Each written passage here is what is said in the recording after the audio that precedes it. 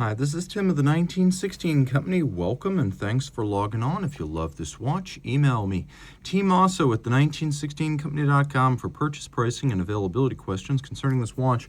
This watch was launched in 2019 as a 25-piece limited edition. It is the Urwerk UR-100 SpaceTime Iron.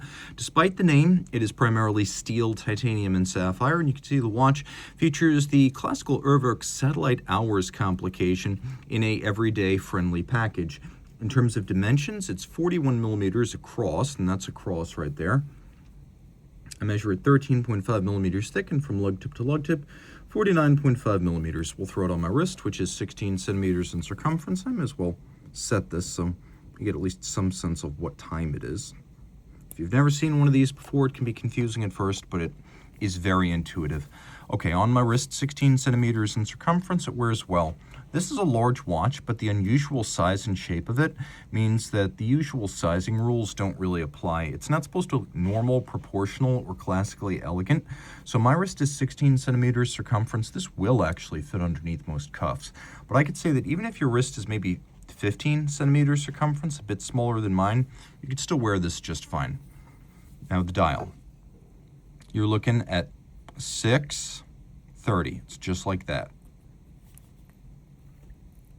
Let me pull the crown and we'll operate this. So the outgoing hour exits stage left, the incoming hour enters stage right, and then right there, that's 7 o'clock. Now that's 7:15. And this carousel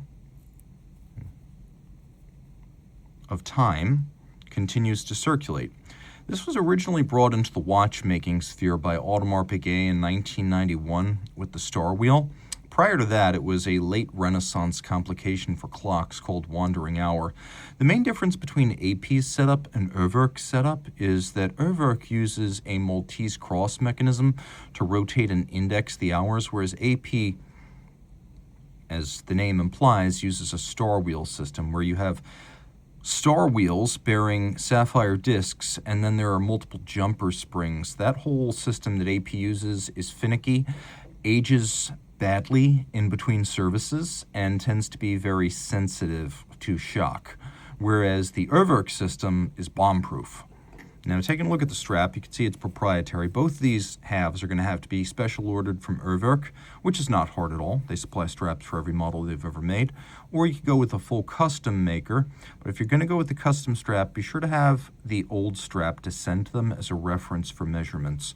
The strap is substantial. We have large, medium, and small rectangular scale alligator leather. We rarely see that gradient. You can see that it is bolstered to give it some volume. The edges are folded. It has a monotone stitch calfskin on the bottom, brand new Urwerk factory strap. Urwerk, or original idea, or original workmanship, or original art, is the name of the company.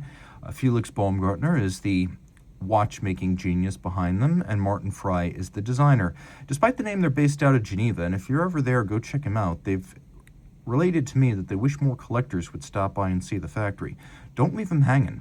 The buckle is a combination of media blast, brushed satin, and a few polished facets, so even it is artfully and thoughtfully crafted. The case features sort of serrations along the side, and then again down between the lugs. The top of the watch is made of steel. The case back, as is revealed right here, is made of grade 5 titanium. So titanium that is 90% titanium, 6% aluminum, 4% vanadium. And then we've got a crown with a combination of the Urwerk logo and media blast and satin. We have this lovely little bevel that runs all the way around the watch and then down the lug hoods. We have a dramatically cambered sapphire, and perhaps the greatest surprise with this watch isn't how easy it is to read once you're used to it, but how well loomed it is, and it is grandly luminescent. So let's fire everything up, and you can see it's even more spectacular. Now, the circular motion of our own celestial body is the inspiration for this dial. Note how easy it is to read the time. Right now, 12:30, just like that. But outboard of the time scale, you can see we have these two flanks. And so this represents 20 minutes of the carriage moving along. But if you take a look, 555.55 kilometers. That's how far the Earth turns in 20 minutes. And then move to the other side, and you can see 35,742 kilometers.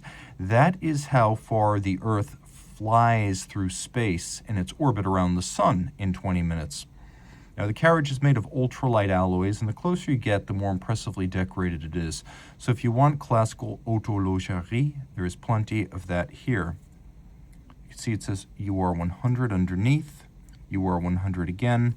There's not a whole lot you can see of the movement, and it uses a Windfang, or a air trap. The Windfanger is a system designed to slow down the rotor. So the thing that wears down a winding system most is that whizzing that occurs when you give it a really hard kick or twist.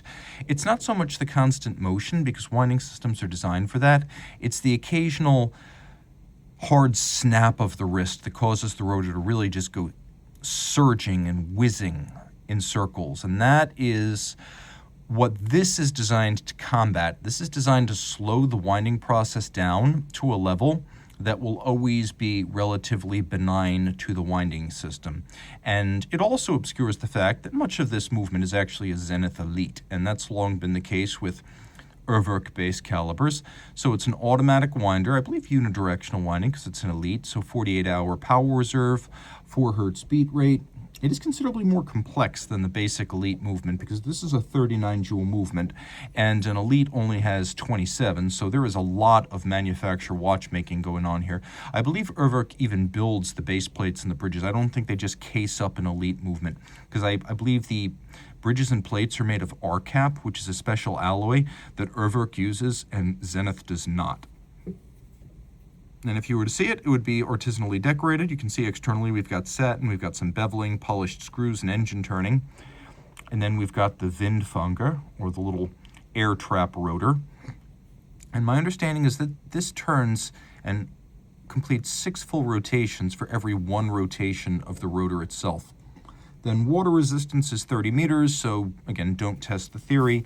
You can see this is a 25-piece limited edition, and I suspect that if you were to pull the crown out, you would activate a stop seconds or hacking function.